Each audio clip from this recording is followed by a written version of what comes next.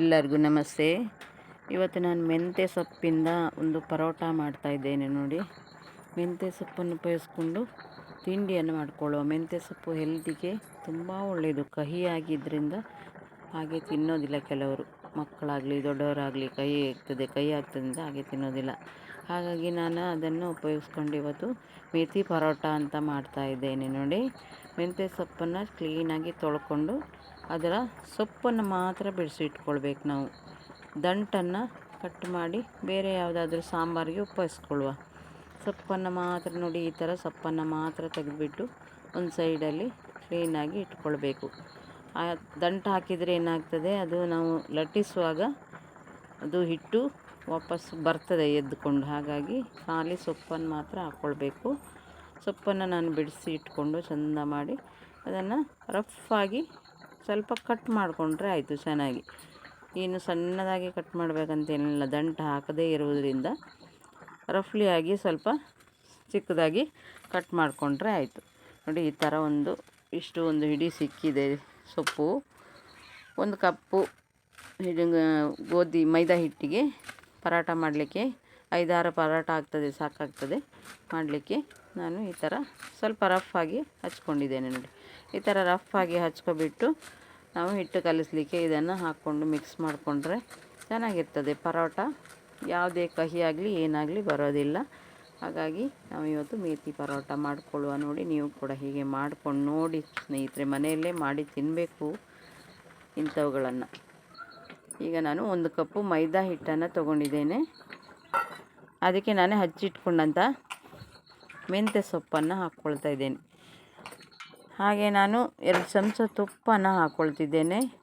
ಇದು ನಾನು ಮನೆಯಲ್ಲೇ ಮಾಡ್ಕೊಂಡಿದ್ದರಿಂದ ತುಪ್ಪನ ಹಾಕ್ಕೊಳ್ತೇನೆ, ಇಲ್ಲಾಂದರೆ ನೀವು ಎಣ್ಣೆನ ಉಪಯೋಗಿಸ್ಬೋದು. ನನ್ನ ಹತ್ರ ಇತ್ತು, ಅದಕ್ಕೆ ನಾನು ಹಾಕ್ಕೊಂಡೆ. ಅದಕ್ಕೆ ರುಚಿಗೆ ತಕ್ಕಷ್ಟು ಉಪ್ಪೊಂದು ಎಷ್ಟು ಬೇಕಂತ ನೋಡಿಕೊಂಡು ಉಪ್ಪನ್ನು ಹಾಕ್ಕೊಡುವ. 1/2 ಚಮಚ ಉಪ್ಪು ಹಾಕ್ಕೊಂಡಿದ್ದೆ ನಾನು. ಎಲ್ಲನೂ ಚೆನ್ನಾಗಿ ಒಂದು ಸಾರಿ ಮಿಕ್ಸ್ ಮಾಡಿಕೊಳ್ಳುವ. ಯಾವುದೇ ರೀತಿ ಕಷ್ಟ ಆಗೋದಿಲ್ಲ. ಚಪಾತಿ ಎಲ್ಲ ಮಾಡ್ತೇವಲ್ಲ, ಅದೇ ಥರ ಸ್ವಲ್ಪ ಮಿಕ್ಸ್ ಮಾಡಿಕೊಂಡ್ರೆ ಆಯಿತು. ಈ ಥರ ಸ್ವಲ್ಪನೇ ನೀರು ಹಾಕಿಬಿಟ್ಟು ಚೆನ್ನಾಗಿ ಮಿಕ್ಸ್ ಮಾಡಿಕೊಳ್ಳುವ ಸ್ನೇಹಿತರೆ. ಎಷ್ಟು ಚೆನ್ನಾಗಿ ಬರ್ತದೆ ಅಂತ ಹೇಳಿದರೆ, ನಾವು ಒಮ್ಮೆ ಮಾಡಿದಾಗಲೇ ಗೊತ್ತಾಗೋದು ಅದು ಯಾವ ಥರ ಬರ್ತದೆ ಅಂತ ನೋಡಿ. ಈ ಥರ ಚಪಾತಿ ಹಿಟ್ಟಿನ ಅದಕ್ಕೆ ಸ್ವಲ್ಪ ಕಲಸಿ ಸೈಡಿಗೆ ಇಟ್ಕೊಳ್ಳುವ. 1-2 ಚಮಚ ತುಪ್ಪನ ಮೇಲ್ಗಡೆ ಹಾಕ್ಕೊಂಡಿದ್ದೇನೆ. ನೀವು ನೆನಪಿರಲಿ, ಎಣ್ಣೆ ಕೂಡ ಹಾಕ್ಕೊಳ್ಬೋದು, ತುಪ್ಪನೇ ಬೇಕಂತೇನಿಲ್ಲ. ಇತ್ತಲ್ಲ, ಅದಕ್ಕೆ ನಾನು ಹಾಕ್ಕೊಂಡಿದ್ದೇನೆ. ಆಮೇಲೆ ಎಣ್ಣೆ ಸವರ್ಬಿಟ್ಟು ಮಾಡ್ಕೊಳ್ಬೇಕಾಗ್ತದೆ. ಇದನ್ನು ನಾನು ಇದರೊಳಗೆ ತುಂಬಿಸಲಿಕ್ಕೆ ಆಲೂ ಬಾಜಿ ಥರ ಮಾಡಿಕೊಳ್ಳುವ. ಆಗ ಒಂದು 10 ನಿಮಿಷ ಇದು ಸೈಡಿಗೆ ರೆಸ್ಟಿಗೆ ಇರ್ತದೆ. 10 ನಿಮಿಷ ಮುಚ್ಚಿ ಇಡಬೇಕು. ಮುಚ್ಚಿ ಇಟ್ಕೊಳ್ಳುವ. ಆಲೂ ಬಾಜಿ ಥರ ಮಾಡಿಕೊಳ್ಳಿಕ್ಕೆ ನಾನು 2 ಈರುಳ್ಳಿಯನ್ನು ತಗೊಂಡಿದ್ದೇನೆ. ಕೆಲವರು ಈರುಳ್ಳಿ ಹಾಕೋದಿಲ್ಲ. ನನಗೆ ಆಲೂಗಡ್ಡೆಗೆ ಈರುಳ್ಳಿ ಇಲ್ಲ ಅಂದರೆ ಅದು ಟೇಸ್ಟ್ ಕಾಣೋದೇ ಇಲ್ಲ. ಹಾಗಾಗಿ ನಾನು ಇದನ್ನು 2 ಈರುಳ್ಳಿನ ಚೆನ್ನಾಗಿ ಎಷ್ಟು ಚಿಕ್ಕದಾಗುತ್ತೋ ಅಷ್ಟು ಚಿಕ್ಕದಾಗಿ ಹಚ್ಕೊಳ್ಳಿ ಸ್ನೇಹಿತರೆ. ಹಚ್ಕೊಂಡ್ರೆ ಲಟ್ಟಿಸ್ಲಿಕ್ಕೆ ತೊಂದರೆ ಆಗೋದಿಲ್ಲ, ಚೆನ್ನಾಗಿ ಆಗ್ತದೆ. ನಾನು ಇಷ್ಟು ಚಿಕ್ಕದಾಗಿ ಕಟ್ ಮಾಡ್ಕೊಂಡಿದ್ದಷ್ಟೇ ಅಲ್ಲದೆ ಸ್ವಲ್ಪ 1-2 ಚಮಚ ಎಣ್ಣೆ ಹಾಕಿಬಿಟ್ಟು ಎಣ್ಣೆಯಲ್ಲಿ ಬಿಸಿ ಮಾಡ್ಕೊಳ್ತೇನೆ. ಯಾಕಂತೇಳಿದರೆ ಅದು ಆಮೇಲೆ ಸ್ವಲ್ಪ ಬಾಡಿದ ನಂತರ ಲಟ್ಟಿಸಲಿಕ್ಕೆ ಚೆನ್ನಾಗಾಗ್ತದೆ. ಮತ್ತು ಸ್ವಲ್ಪ ಟೇಸ್ಟ್ ಕೂಡ ಬೇರೆ ಬರ್ತದೆ. ಹಸಿ ಈರುಳ್ಳಿಗೂ ಫ್ರೈ ಮಾಡಿದ ಈರುಳ್ಳಿಗೂ ಟೇಸ್ಟ್ ವ್ಯತ್ಯಾಸ ಇರ್ತದೆ. ಹಾಗಾಗಿ ನಾನು ಸ್ವಲ್ಪ 1-2 ಚಮಚ ಅಷ್ಟೇ ಎಣ್ಣೆ ಹಾಕಿಬಿಟ್ಟು ಈ ಹಚ್ಚಿಟ್ಕೊಂಡಂಥ ಈರುಳ್ಳಿಯನ್ನು ಸ್ವಲ್ಪನೇ ಬಾಡಿಸಿ ತಗೊಳ್ತೇನೆ. ಒಂದು ಚಿಟಿಕೆ ಉಪ್ಪು ಹಾಕ್ಕೊಳ್ಳಿ, ಆವಾಗ ಬೇಗ ಬಾಡ್ತದೆ. ಇದನ್ನು ಬಾಡಿಸ್ಬಿಟ್ಟು ನಾನು ಏನು ಮಾಡಿದ್ದೀನಿ ಅಂದರೆ, ಒಂದು ಸಾಧಾರಣ ಸೈಜಿದ 3 ಆಲೂಗಡ್ಡೆಯನ್ನು ಬೇಯಿಸಿಬಿಟ್ಟು ಸೈಡಿಗೆ ಇಟ್ಕೊಂಡಿದ್ದೇನೆ. ಆಮೇಲೆ ಇದು ಸ್ವಲ್ಪ ಬಾಡಿದ ನಂತರ ಕೆಳಗಿಳಿಸ್ಕೊಂಡು ಎಲ್ಲವನ್ನು ಮಿಕ್ಸ್ ಮಾಡಿಕೊಳ್ಳುವ.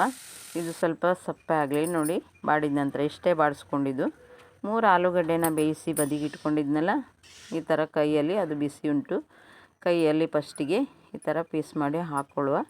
ಆಮೇಲೆ ನೀವು ಎಲ್ಲ ಹಚ್ಚಿಟ್ಕೋದಕ್ಕೆ ನಾನು ಕೊತ್ತಂಬರಿ ಸೊಪ್ಪನ್ನು ಹಚ್ಚಿಟ್ಕೊಂಡಿದ್ದೇನೆ. 2 ಹಸಿಮೆಣಸನ್ನು ಚಿಕ್ಕದಾಗಿ, ಎಷ್ಟು ಚಿಕ್ಕದಾಗುತ್ತೋ ಅಷ್ಟು ಚಿಕ್ಕದಾಗಿ ಹಚ್ಚಿಟ್ಕೊಂಡಿದ್ದೇನೆ. 1 ಚಮಚ ಜೀರಾ ಪೌಡ್ರ್, 1 ಚಮಚ ಧನಿಯಾ ಪೌಡರ್, ಆಮೇಲೆ ನಿಮ್ಮಲ್ಲಿ ಆಮ್ಚೂರು ಪೌಡ್ರ್ ಏನಾದರೂ ಇದ್ದರೆ 1 ಚಮಚ ಹಾಕ್ಕೊಳ್ಬೋದು. ನಾನು ಇದಕ್ಕೆ ಲಿಂಬೆ ಹಣ್ಣನ್ನು ಒಂದು ಚಿಟಿಕೆ ಆಗುವಷ್ಟು ಹಿಂಡ್ಕೊಂಡಿದ್ದೇನೆ. 1 ಚಮಚ ಚಿಲ್ಲಿ ಪೌಡರ್, ರುಚಿಗೆ ತಕ್ಕಷ್ಟು ಉಪ್ಪನ್ನು ಇದಕ್ಕೆ ಕೂಡ ಹಾಕ್ಕೊಂಡು ಚೆನ್ನಾಗಿ ಇದನ್ನು ಮ್ಯಾಶ್ ಆಗೋ ತನಕ ಚೆನ್ನಾಗಿ ಇದನ್ನು ಪುಡಿ ಮಾಡಬೇಕು. ಇದರಲ್ಲಿ ಯಾವುದೇ ಗಂಟು ಇರಬಾರ್ದು, ಆಲೂಗಡ್ಡೆಯ ಗಂಟು ಸಿಗಬಾರ್ದು. ಹೋಳಿಗೆ ಹೂರಣ ನಾವು ಯಾವ ಥರ ರೆಡಿ ಮಾಡ್ಕೊಳ್ತೇವೆ ಅದೇ ಥರ ರೆಡಿ ಮಾಡ್ಕೊಳ್ಬೇಕು. ಇದರಲ್ಲಿ ಕೆಲವು ಉಳ್ಕೊಳ್ತದೆ, ಆದರೆ ನೀವು ಚಮಚ ಇದೆಯಲ್ಲ, ಚಮಚದ ಬೆನ್ನಲ್ಲಿ ಸ್ವಲ್ಪ ತಿಕ್ಕಿದರೆ ಚೆನ್ನಾಗಿ ಬರ್ತದೆ. ಇದರಲ್ಲೂ ಕೂಡ ಆಗ್ತದೆ, ಆದರೆ ಉಳಿತದೆ. ಅದಕ್ಕೆ ಚಮಚದ ಬೆನ್ನಲ್ಲಿ ಸ್ವಲ್ಪ ತಿಕ್ಕೊಂಡ್ರೆ ಚೆನ್ನಾಗ್ತದೆ. ಯಾಕಂತೇಳಿದರೆ ಲಟ್ಟಿಸಲಿಕ್ಕೆ ಚೆನ್ನಾಗ್ತದೆ, ಸೂಪರಾಗಿ ಬರ್ತದೆ ಅಂತ ಆ ಥರ ಕ್ಲೀನಾಗಿ ಅದನ್ನು ಕಲಿಸ್ಕೋಬೇಕು, ಮಿಕ್ಸ್ ಮಾಡ್ಕೋಬೇಕು.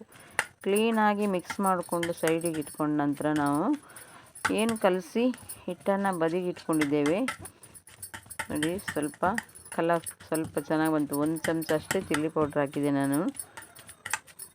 ಹಿಟ್ಟು ಕಲಸಿ ಬದಿಗೆ ಇಟ್ಕೊಂಡದ್ದನ್ನು ನಾವು ತೆಗೆದುಬಿಟ್ಟು ಪರೋಟ ಮಾಡಲಿಕ್ಕೆ ರೆಡಿ ಮಾಡಿಕೊಳ್ಳುವ. ಇದು ಹೆಲ್ದಿಯಾಗಿರ್ತದೆ ಸ್ನೇಹಿತರೆ. ಮೆಂತ್ಯ ಸೊಪ್ಪನ್ನು ನಾವು ಹಾಗೆ ಬಳಸಲಿಕ್ಕೆ ಒಪ್ಪೋದಿಲ್ಲ ಕೆಲವರು, ಕಹಿ ಆಗ್ತದೆ ಅಂತ. ಇದು ಒಂದು ತಿಂಡಿ ಆಗಿರೋದ್ರಿಂದ ಇದನ್ನು ಮಾಡ್ಕೊಳ್ಳಿಕ್ಕೆ ಫ್ರೆಶ್ಶಾಗಿ ಟೈಮ್ ಇರುವಾಗ ಮನೆಯಲ್ಲೇ ಮಾಡ್ಕೊಂಡು ತಿನ್ನಲಿಕ್ಕೆ ಟೇಸ್ಟಿಯಾಗಿ ಹೆಲ್ದಿಯಾಗಿ ಇರ್ತದೆ. ನೀವು ಮಾಡ್ಕೊಂಡು ನೋಡಿ, ಹೇಳಿ ಸ್ನೇಹಿತರೆ, ಕಮೆಂಟ್ಸ್ ಮಾಡಿ ನೀವು ಮಾಡಿದ್ದೀರಾ ಅಂತ. ಈ ಥರ ನಾನು ರೆಡಿ ಮಾಡಿಕೊಂಡು ಈ ಥರ ಒಂದು ಸ್ವಲ್ಪ ದೊಡ್ಡದಾದ ಉಂಡೆನ ತೆಗೆದುಬಿಟ್ಟು ಹೋಳಿಗೆ ಥರ ಸ್ವಲ್ಪ ಬಿಡಿಸ್ಕೊಂಡು ಒಂದು ಹೂರಣ ಹಾಕುವಷ್ಟು ಇದಕ್ಕೆ ಹಾಕಿಬಿಟ್ಟು ಇದನ್ನು ತುಂಬಿಬಿಟ್ಟು ನಾನು ಲಟ್ಟಿಸ್ಕೊಳ್ತೇನೆ. ಫಸ್ಟಿಗೆ ಒಂದು 4 ರಿಂದ 5 ತುಂಬಿ ಸೈಡಿಗೆ ಇಟ್ಕೊಳ್ತೇನೆ. ಒಟ್ಟಿಗೆ ತುಂಬಿ ಇಟ್ಕೊಂಡ್ರೆ ಜಾಸ್ತಿ ಇಟ್ಕೊಳ್ಬಾರ್ದು, 4 ರಿಂದ 5 ಮಾತ್ರ ಇಟ್ಕೊಳ್ಬೇಕು. ಯಾಕಂತೇಳಿದರೆ ಆಲೂಗಡ್ಡೆಯಲ್ಲಿ ಪಸೆ ಇರೋದ್ರಿಂದ ಅದು ಹೆಚ್ಚು ಹೊತ್ತು ಇಟ್ಕೊಳ್ಳಿಕ್ಕೆ ಆಗೋದಿಲ್ಲ. 4-5 ಒಟ್ಟಿಗೆ ಮಾಡಿಕೊಂಡು, ಕೈ ಚುರುಕಿರೋರಾದರೆ ಮಾಡ್ಕೋಬೋದು, ಬೇಗ ಮಾಡ್ಬೋದು. ಹಾಗಾಗಿ ನಾನು 4 ರಿಂದ 5 ಅಷ್ಟೇ ಮಾಡ್ಕೊಂಡಿದ್ದೇನೆ. ತುಂಬಿಟ್ಟು ಸೈಡಿಗೆ ಇಟ್ಕೊಂಡು ಆಮೇಲೆ ಲಟ್ಟಿಸಿ ಕಾಯಿಸ್ಕೊಳ್ತೇನೆ. ನೋಡಿ ಯಾವ ಥರ ಕಾಣ್ತಾ ಇದೆ.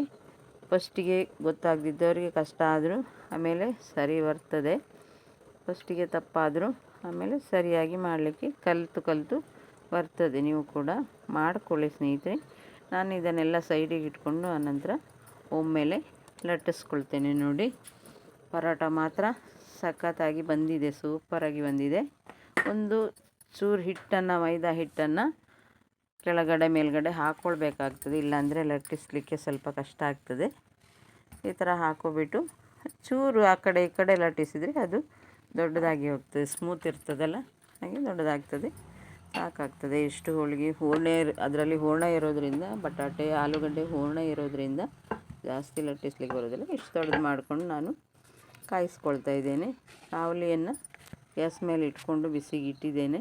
ಇವಾಗ ಇದನ್ನು ಹಾಕಿಬಿಟ್ಟು ಕಾಯಿಸ್ಕೊಳ್ತೇನೆ. ನೋಡಿ, ಸಖತ್ತಾಗಿರುವಂಥ ಆಲೂ ಮೇಥಿ ಪರೋಟ ರೆಡಿ ಆಗ್ತಾಯಿದೆ ಸ್ನೇಹಿತರೆ. ನೀವು ಒಮ್ಮೆ ಮಾಡಿಕೊಳ್ಳೇಬೇಕು, ಮಾಡಿಕೊಂಡು ಹೇಳಲೇಬೇಕು ಸ್ನೇಹಿತರೆ, ಕಮೆಂಟ್ ಮಾಡಲೇಬೇಕು, ಹೇಗೆ ಮಾಡಿದ್ದೀರಾ ಹೇಗೆ ಅಂತ ಟೇಸ್ಟ್ ನೋಡಿ ಹೇಳಬೇಕು ಸ್ನೇಹಿತರೆ. ಎಷ್ಟು ಚೆನ್ನಾಗಿ ಕಾಣ್ತಾಯಿದೆ ನೋಡಿ. ಹೋಟೆಲ್ಗೆ ಯಾವುದೇ ರೀತಿಯಲ್ಲಿ ಕಮ್ಮಿ ಆಗಿಲ್ಲ. ಇದು ಮಾಡಿಕೊಂಡು ತಿನ್ನುವ ಮಕ್ಕಳೆಲ್ಲ ಮೆಂತ್ಯ ಸೊಪ್ಪಿನ ಪಲ್ಯ ಇಂಥವೆಲ್ಲ ಮಾಡಿದರೆ ತಿನ್ನೋದಿಲ್ಲ ಅಲ್ಲ, ಹಾಗಾಗಿ ಇಂಥದ್ದನ್ನು ಏನು ಹಾಕಿದ್ದೀರಾ ಅಂತ ಗೊತ್ತಾಗೋದಿಲ್ಲ ಅವುಗಳಿಗೆ. ನೀವು ಮಾಡಿಕೊಟ್ರೆ ಖಂಡಿತ ಮಕ್ಕಳು ತಿಂತಾರೆ. ಈ ಥರ ಒಮ್ಮೆ ಮಾಡಿಕೊಂಡು ಹೇಳಿ ಸ್ನೇಹಿತರೆ.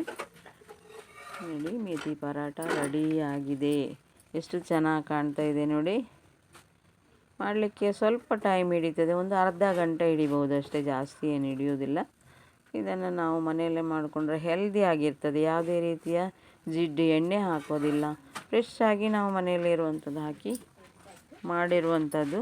ಅದಕ್ಕೋಸ್ಕರ ನಾವು ಪರೋಟ ಮನೆಯಲ್ಲೇ ರೆಡಿ ಮಾಡ್ಕೊಂಡಿದ್ದೇನೆ ಸ್ನೇಹಿತರೆ.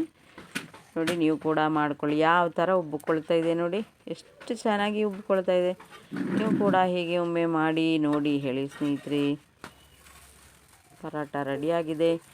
ಚಾಕ್ಕೆ, ತಿಂಡಿಗೆ ಆಲೂ ಮೇಥಿ ಪರೋಟ ಇವಾಗ ರೆಡಿಯಾಗಿದೆ ಸ್ನೇಹಿತರೆ. ನೋಡಿ, ರೆಡಿ ಇದೆ.